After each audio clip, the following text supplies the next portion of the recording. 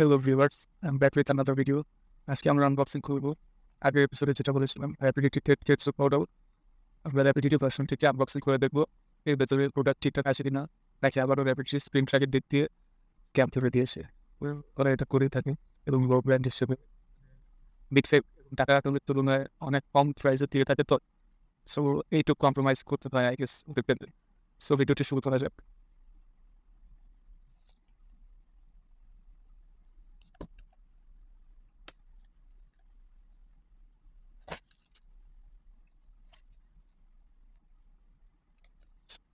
রিপোর্টটা এখানে ডাবল সাইডে নেই, সাইডিং নেই, এক সাইডেই শুধু আছে, যেটা আমি বলবো খুব একটা বেশি স্ট্রং না রিপোর্টের ক্ষেত্রে।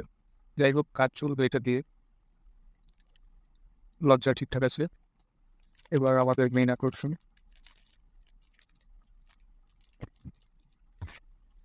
যেটার আপনারা দেখতে পাচ্ছেন স্টিকার ঠিকঠাক আছে, প্রতিবারের মতোই অবিলিটি এদিক থেকে স্ক্যাপ করতে পারে না।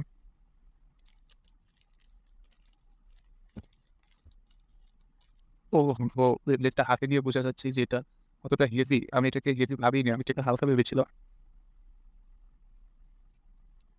এর সুন্দর এনার্জি রিংটি আপনারা দেখতে পাচ্ছেন। By the way, Matthew Fury সিরিজে ডেথ গেটস ও কটলের ব্লেডার ঠিকই ছেলে ছিল না মেয়ে ছিল, আপনারা চাইলে সেটা কমেন্টে জানাতে পারেন। অনেক মানুষ স্টিল কনফিউজ। এই হলো এর একটি ফিউশন।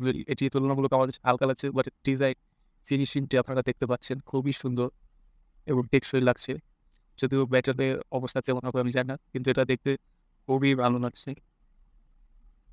আমি বাংলাদেশ অনেক আগে একটা কিনেছিলাম, সেটা এরকম ছিল না, এরকম অ্যাট্রাকটিভ।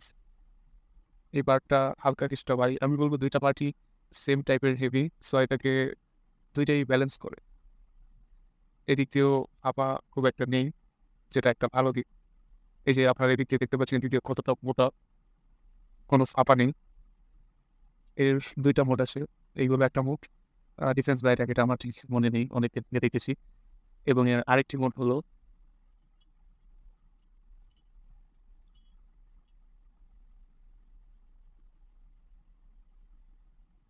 এইগুলো এর আরেকটি মোড, যেটা খুব একটা লাগছে না।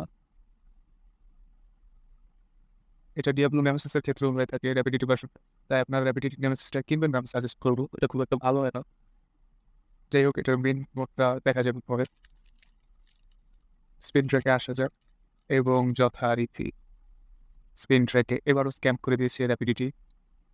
আপনারা এখানে দেখতে পাচ্ছেন স্পিন ট্র্যাকটা একটু লম্বা হয়ে থাকে, কিন্তু এখানে একদম ছোটটা দিয়ে দিয়েছে। কেন ভাই, কেন র্যাপিডিটি উইক ব্যাগেসের ক্ষেত্রে ভুল, ছোটটার জায়গায় বড়টা, বড়টার জায়গায় ছোটটা, এরকম কেন করে থাকে এটা বুঝি না। এর দ্বিতীয় একটি স্পিন ট্র্যাক, এটা আমি বলবো মোটামুটি ভালো, এটা সাইড ক্রোনোসের ক্ষেত্রেও থাকে, এটা ভালো দিয়েছে বলবো ব্যাকআপ হিসেবে। স্পিন ট্র্যাকটা, স্পিন ট্র্যাকেও আমি বলবো স্ক্যান করে দিয়েছে। এটা খুব একটা ভালো না, খুব একটা খারাপও না।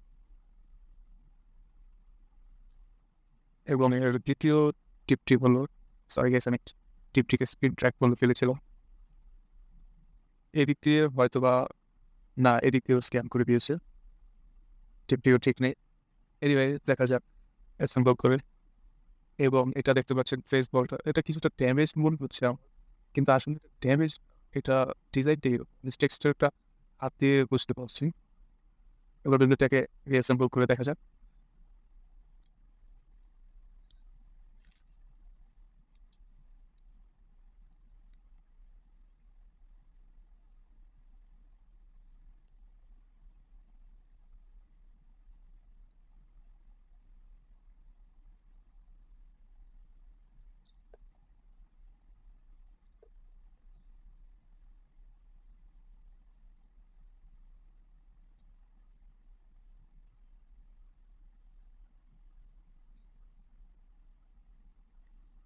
এই হলো এর একটি মোড, এবং আরেকটি মোড আমি দেখাচ্ছি।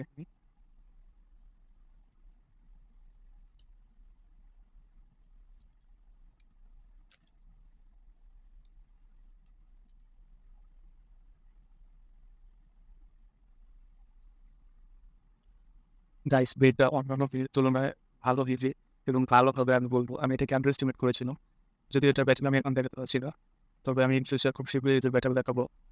ততক্ষণ আমার পাশে থাকবেন। সো এই ছিল dead case cuddle rapid version. আমি বলবো কম প্রাইসের ভিতরে এটা একটা বেস্ট ডিল হতে পারে এটার হেভি রেস্টের কারণে। আপনারা এটাকে শিওর চেক করতে পারেন এবং আমার থেকে বিলবেট নিতে চাইলে জানাতে পারেন আমাকে ইনস্টাগ্রাম বা ফেসবুকে। আমি আমার আইডিগুলো লিঙ্ক ডিসক্রিপশনে দিয়ে দিই।